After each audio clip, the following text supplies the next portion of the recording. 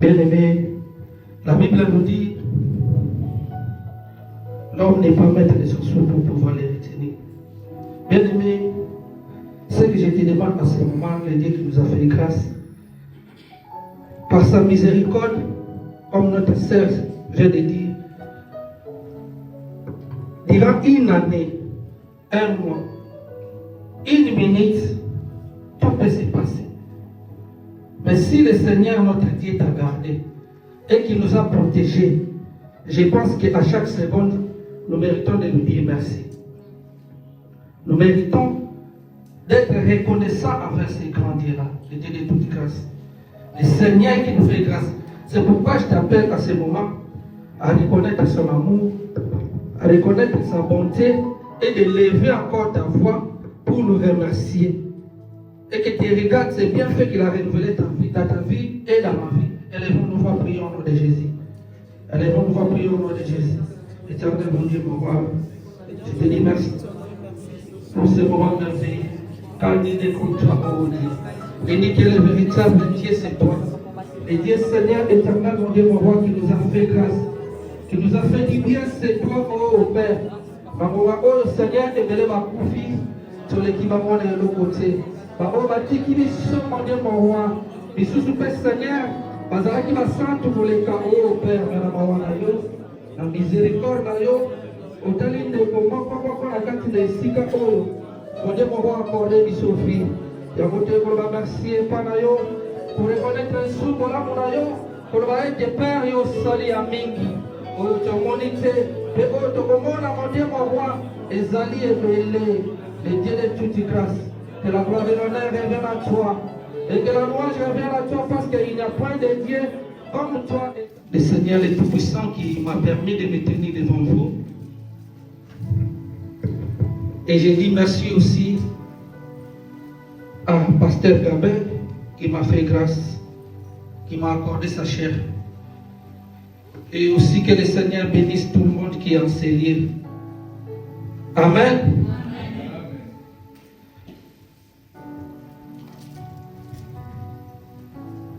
Bien aimé, un homme, quand il est, je peux dire, il est en Afrique, quand un homme est en Afrique, il se dit à lui-même, je sais qu'il y a beaucoup de nous aussi, quand on était en Afrique, nous nous sommes dit, je vais aller en Europe. Je vais trouver un peu de repos. Je vais trouver la joie, non? C'est pas ça? C'est ça. Oh. Je ne sais pas si c'est moi. C'est vrai. Nous nous sommes dit, je vais aller en Afrique, je vais en Europe, je vais trouver un peu de repos, de la sécurité. Parce que on nous a montré beaucoup de choses. On nous a présenté l'Afrique comme un luxe. Mais lorsque on arrive aussi en Europe, je pense qu'on trouve un soulagement, non? Hein? Lorsque nous venons en Europe, nous trouvons un soulagement. Nous trouvons un soulagement. Mais après quelques temps, comme je l'ai dit, après quelques temps, nous trouvons aussi que l'Europe a aussi ses difficultés, non? Hein? Il y a déjà, surtout nous les Congolais, il y a beaucoup de Kamouga.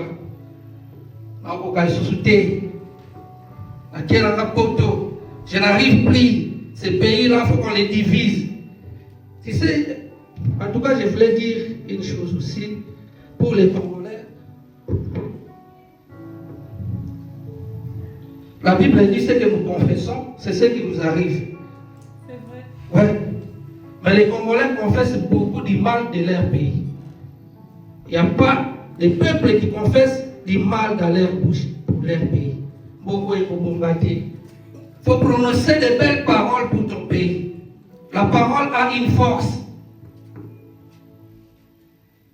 Un Américain bénit son pays. Comme je disais, lorsqu'il arrive en Europe, il trouve un soulagement, mais après quelques temps, il trouve qu'il y a aussi des difficultés.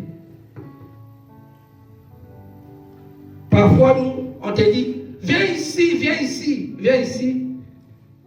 Ici vraiment, ici dès que tu arrives là, aux États-Unis, tu mets seulement tes pieds, tu as du travail. Je ne sais pas s'il y a quelqu'un qu'on l'a dit comme ça. Viens dans ce pays, tu verras, il y a beaucoup de travail. J'avais même mon petit frère lorsqu'il était venu en Europe.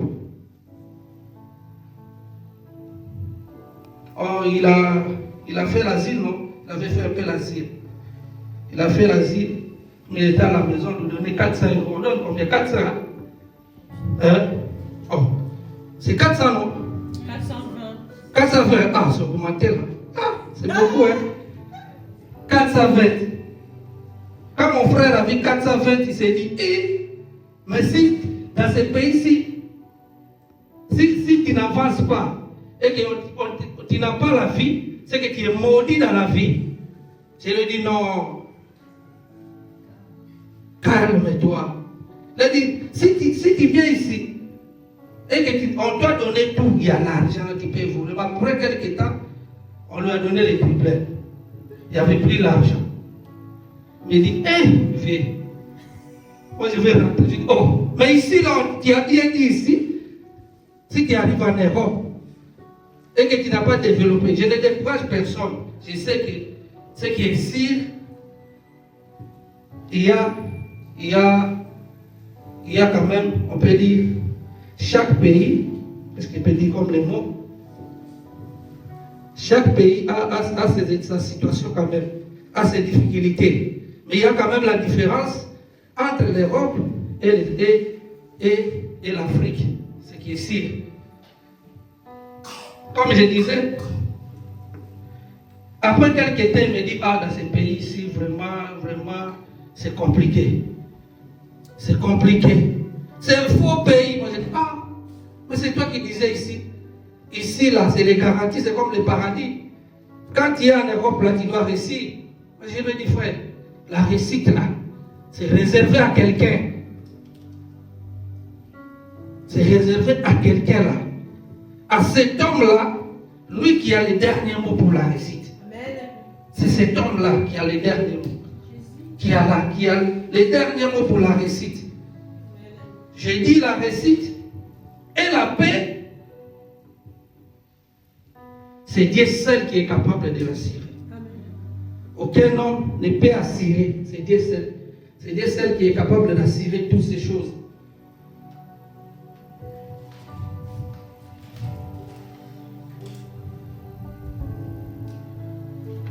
Comme je disais, l'homme a trouvé, il est parti aux États-Unis, il a trouvé aussi là-bas qu'il y avait toujours les mêmes difficultés. Ainsi, sur toute la terre, il y a des difficultés. Les repos, la paix, c'est le Seigneur seul qui est capable de les donner. Tu peux avoir l'argent et ne pas avoir la paix. Tu peux avoir des richesses.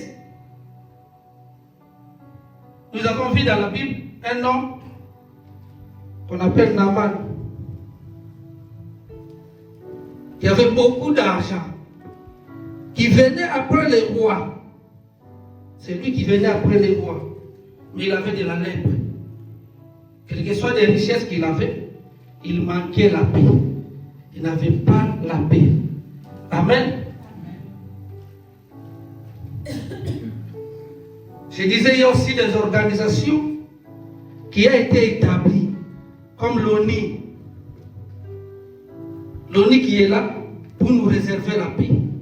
Mais l'ONU a échoué. Les organisations ont échoué. Les peuples ont échoué aussi. Les présidents ont échoué. Je connais comme chez nous, comment on s'est dit, lorsqu'on va changer de président là, c'est tout chez nous, on dit, Kabila, lui là, il doit partir.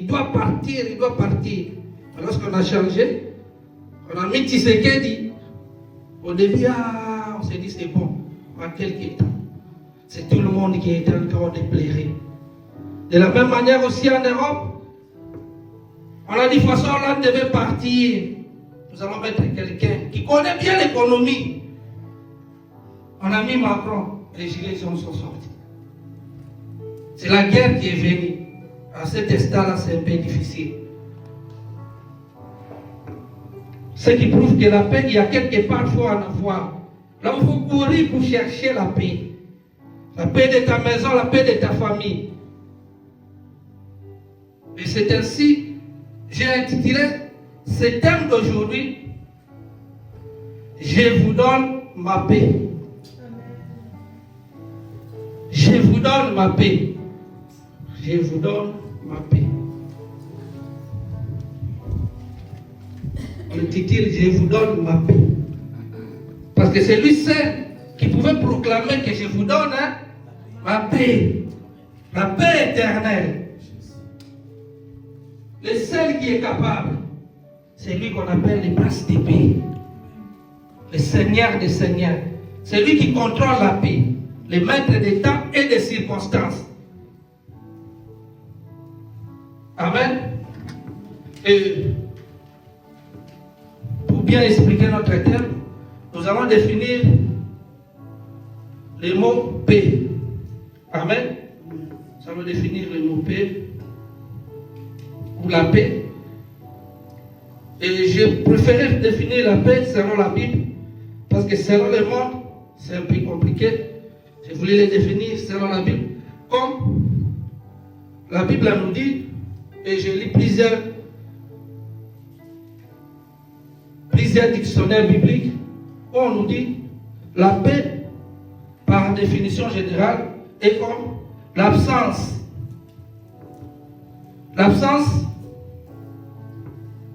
de stress. On ne peut pas dire j'ai la paix et qu'on a le stress, non? Hein? J'ai la paix, mais tu es encore rempli de stress. Et comme l'absence de stress, d'angoisse et de tristesse. La paix, c'est l'absence de stress, d'angoisse et de tristesse. Mais ayant une bonne relation avec le prince de paix. C'est l'absence d'angoisse, de stress et de tristesse. Mais ayant une bonne relation avec Dieu. Parce que lorsqu'on a cette bonne relation avec celui qui est capable de donner la paix, c'est lui seul qui est capable de nous réserver cette paix que nous recherchons, que j'ai parlé. Et fait par là, nous comprenons que Dieu est au centre de tout. Lorsque nous avons défini, et à tout ce que j'ai dit là, ma manière d'expliquer, nous comprenons que le Seigneur est au centre de tout. C'est lui qui contrôle les temps et les circonstances. C'est lui qui est capable de bénir et de lever. C'est lui qui est capable de rabaisser aussi. Capable aussi de donner à quelqu'un ce qu'il fait. Capable de consoler aussi dans un temps qui est difficile. Dans les situations difficiles, frère, tu as besoin du Seigneur. Lorsque les choses ne marchent pas, nous avons besoin de se grandir. Amen. Amen. Hein? Et aussi pour avoir l'équilibre dans la vie. Comme je disais, j'ai toujours souvent aimé ce mot équilibre. Un homme équilibré, c'est celui qui a dit. Si on veut être équilibré dans la vie, c'est Jésus qui donne l'équilibre. Tu veux la paix, il faut avoir le Seigneur. Parce que lorsqu'on n'a pas le Seigneur, on ne sera jamais équilibré, jamais. Il y aura des choses qui vont te tirer à gauche, à droite. Et lorsqu'il règne aussi dans une maison, cette maison sera équilibrée. Quelles que soient les tempêtes qui peuvent venir.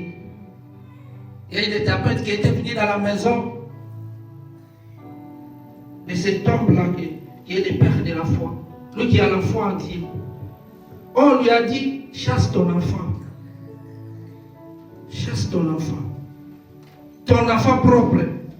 Lui qui avait que 2 enfants, on lui dit chasse un. Parce que la femme a voulu qu'on chasse l'enfant. Imaginez-vous. Et si Dieu n'avait pas intervenu, si le Seigneur n'avait pas intervenu pour amener la paix dans la maison d'Abraham, pour dire à Abraham, parce qu'Abraham avait carrément refusé, pour dire à Abraham, chasse l'enfant. C'est lui seul qui pouvait donner la paix. Et dans ta maison, dans ta famille, tu as besoin de ces grands rois. Amen. Nous allons lire notre Bible. Dans le livre de Jean 14, verset 7, nous allons voir l'homme que nous parlons. La parole de Dieu, nous allons se mettre debout pour la gloire de notre Dieu. Amen. Nous allons Jean 14, lire. verset 27. Amen. La Bible nous dit, je vous laisse la paix. Amen. Je vous donne ma paix. Je ne vous le donne pas comme le monde donne. Que votre cœur ne se trouble point et ne se larme point. Amen. Papa, tu peux recommencer encore. Je recommence. Jean 14, le verset 27. La Bible dit, je vous donne ma paix. Je vous le donne comme le monde ne donne pas. Que votre cœur ne se trouble point et ne s'alarme point. Parole du Seigneur. Amen. Nous pouvons nous asseoir. On acclame la parole de Dieu. On acclame notre frère et vie et esprit. La parole du Seigneur est vie et Esprit. ah. Non, on ne croit pas à la parole comment. Ce qu'on a lu là, c'est la vie et c'est la vie et esprit. Cette vie qui doit entrer dans nos vies, dans nos maisons, dans nos familles, ce que nous avons là. Je vous donne quoi? La paix. Je vous donne ma paix. Pas la paix. Parce que simplement la paix là, c'est un peu compliqué. Le Seigneur dit, je vous donne ma paix. Il n'a pas dit, je vous donne d'autres paix. Il a dit, je vous donne ma paix. Parce que s'il te donnait la paix du roi, c'est compliqué. S'il donne la paix du roi, le roi aussi a ses problèmes. C'est le seul qui n'a pas de problème. C'est lui qui a la paix durable. La paix qui dure pour toujours. La paix qui ne faillit pas. C'est lui seul et nous allons en parler. Nous allons continuer. Je sais que notre thème, il y a tellement beaucoup de choses que nous allons parler. Et si on ne finit pas aujourd'hui, par la grâce de Dieu, nous allons voir, nous allons les finir le dimanche qui vient. Amen. Et lorsque nous lisons, lorsque nous avons lu la parole, le Seigneur dit, je vous donne ma paix. Je ne vous donne pas comme le monde donne. Donc, par là, nous comprenons qu'il y a deux sortes d'endroits où on peut avoir la paix. On peut avoir la paix de Jésus et aussi la paix du monde. Et j'ai voulu, pour être un peu une bonne compréhension, expliquer, qu'on essaie un peu d'examiner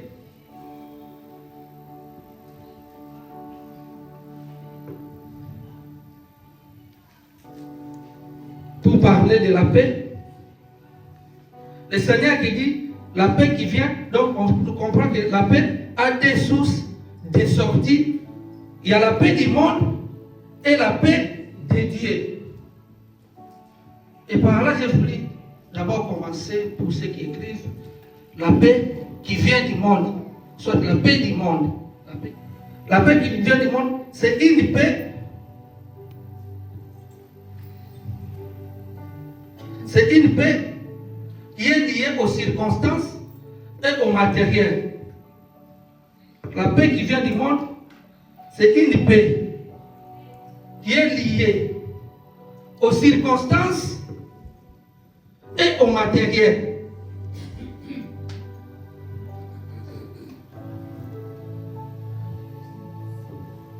Et une paix dont j'ai divisé pour écrire la paix qui vient du matériel. Parce qu'on dit une paix qui vient des circonstances et des matériels.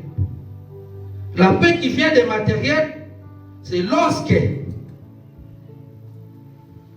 tu as l'argent ou tu as quelque chose, c'est là où tu trouves la paix. Une paix qui est basée sur les choses du monde. Lorsque tu as l'argent, tu trouves une paix. Mais cette paix-là, c'est une paix où j'ai dit, c'est une paix qui est éphémère. Une paix qui ne dure pas. Tu trouves un peu de l'argent. Tu trouves une voiture, comme je disais, la paix qui vient du monde. C'est une paix qui est éphémère. Et la paix qui vient aussi des circonstances, c'est l'ensemble, à dire comme je dis, la paix qui vient du monde, il y a la paix des circonstances et la paix qui vient par les matériels. Les circonstances, c'est lorsque la température ou les circonstances est bon, on loue Dieu. Lorsque tu trouves que la chose est bonne, lorsque tu trouves que les situations sont bonnes, c'est lorsque où la personne trouve de la joie pour louer le Seigneur. Amen. Mais je pense que pour nous, les enfants de Dieu, nous louons Dieu à chaque instant et à chaque circonstance. Amen. Amen. Et la paix selon Jésus. Amen. Amen. La paix selon le Seigneur. Point 4. La paix selon le Seigneur.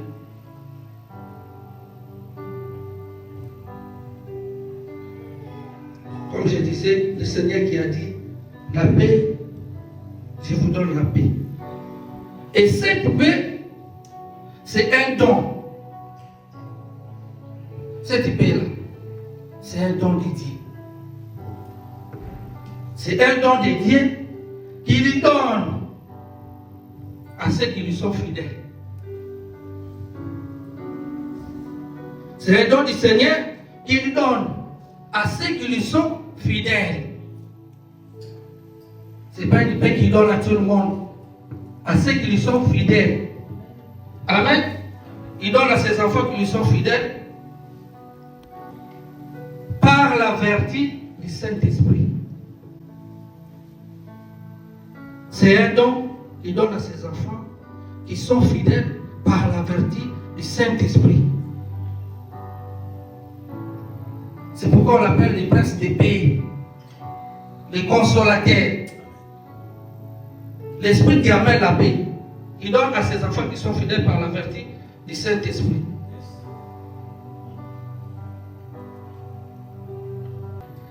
Et c'est une paix aussi qui ne dépend ni des circonstances, ni des matériels. La différence de ces paix-là, donc la paix qui vient du monde, ça ne dure pas. Tu peux avoir l'argent aujourd'hui, tu as la paix, mais demain tu n'as plus la paix. Quand l'argent est fini, tu n'as pas la paix. Mais lorsque tu as la paix de Dieu, ça n'est pas lié à l'argent. Parce que lorsqu'on voit Paul et Silas dans la prison, enfermés, en train de louer, enfermés, en train d'adorer les grands dieux. C'est une paix qui n'est pas liée aux circonstances et à l'argent.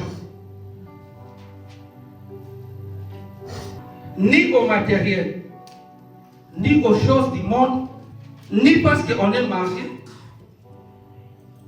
ou on n'a pas une voiture,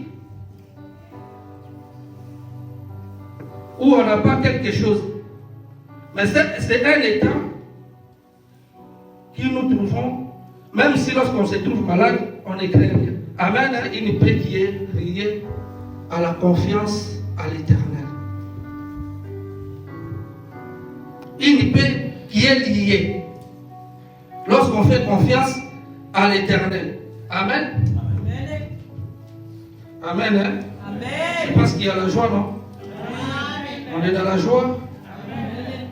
Amen. Amen. L'importance, pour ceux qui écrivent, l'importance de la paix. Parce qu'on peut parler de la paix, parfois il y a des gens qui vont dire, moi, je n'ai pas besoin de la paix. L'importance de la paix, c'est que la paix peut nous amener. C'est que la paix peut nous donner. L'importance de la paix. La paix nous donne la bonne santé. Première des choses. Lorsque tu as Jésus, parce que lorsqu'on parle de la paix, là, je ne parle pas d'une paix, comme j'ai expliqué, j'ai parcouru là pour expliquer la paix du monde et la paix liée au matériel. Mais on dit l'importance de la paix là. Lorsque tu as la paix, tu as d'abord, première des choses, tu as une bonne santé. Amen. La paix nous ramène une bonne santé. Manger. Même si tu n'as pas mangé. Un jour, tu as la bonne santé. Ouais. Même si tu manges seulement, comme on dit chez nous, là, on appelle quoi? Les matembele, non? Tu as la paix. Et tu auras toujours la bonne santé. Un homme qui n'a pas la paix, frère, même si on prenait les choses du roi, même si on lui donnait des choses remplies de vitamines, même si on prenait la nourriture la plus spéciale du monde, frère, il n'aura pas une bonne santé. C'est pourquoi, frère, je t'appelle à chercher cette paix-là. Parce que le monde d'aujourd'hui, je pense que la paix est devenue difficile pour en trouver. Surtout lorsqu'on cherche dans le monde, c'est très difficile pour trouver la paix dans le monde. C'est très difficile.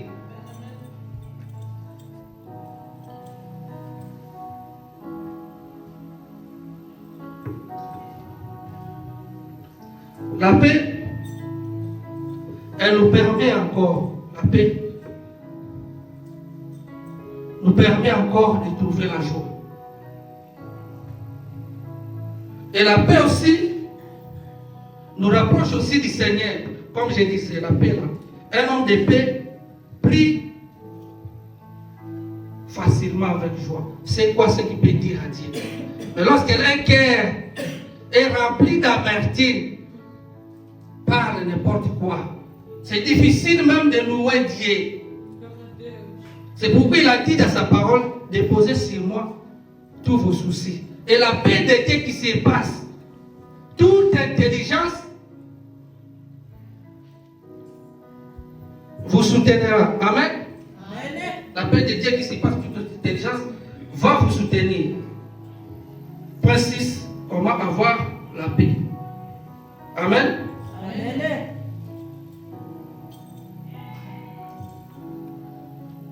Comment faire pour avoir la paix? Point 6. Pour avoir la paix, c'est tellement facile. Pour avoir la paix, c'est pas beau. Première des choses, comment faire pour avoir la paix? Pour avoir une bonne paix qui dit, bien aimé, je n'ai rien d'autre à te montrer. Il faut avoir d'abord Jésus-Christ.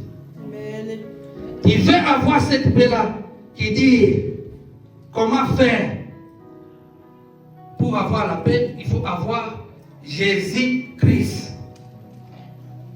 Première des choses, il faut avoir le Seigneur dans ta vie.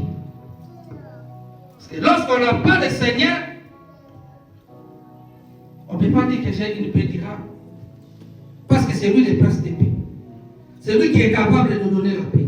C'est lui qui est capable de consoler. C'est lui qui est capable de tout changer. Et un homme qui n'a pas Jésus-Christ, comment il peut proclamer qu'il a la paix? Un homme qui n'a pas le Seigneur, si dans ta vie, tu n'installes pas Dieu dans ta vie, tu ne laisses pas Dieu prendre le contrôle de ta vie, tu n'offres pas la maison, ta famille, tes enfants,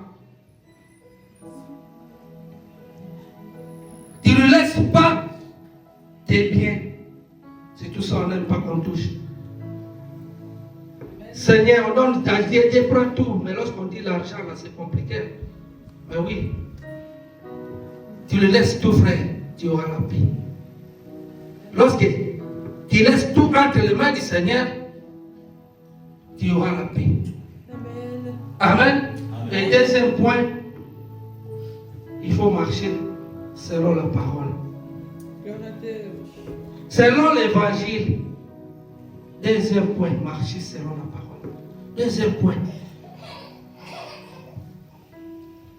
La Bible dit l'évangile des paix. C'est la parole saine.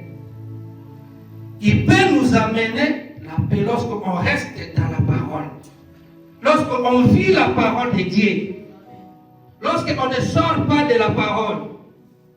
Tu restes dans la parole. Tu auras la paix, frère.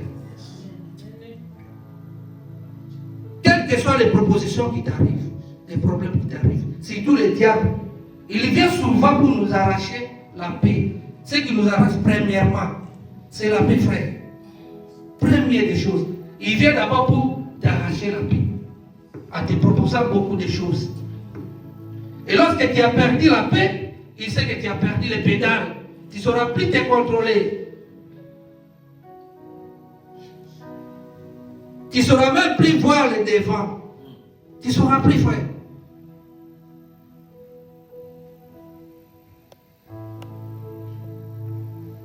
Et ainsi, frère, comme je voulais qu'on prie.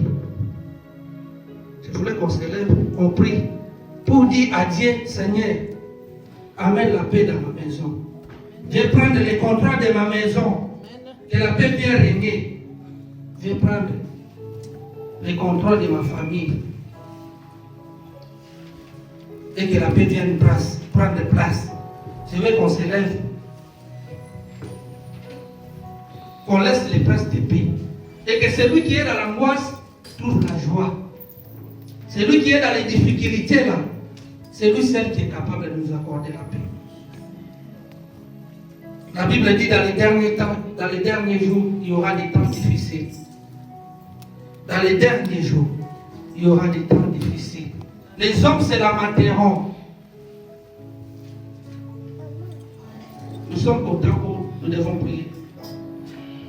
C'est pourquoi je te demande, frère, de prier et de dire à Dieu, Seigneur, accorde-moi la paix. Accorde la paix dans ma maison. Viens prendre possession et que l'angoisse disparaisse. Et que je marche dans cette lumière et dans la joie de la paix. Élevons nos voix, prions au nom de Jésus.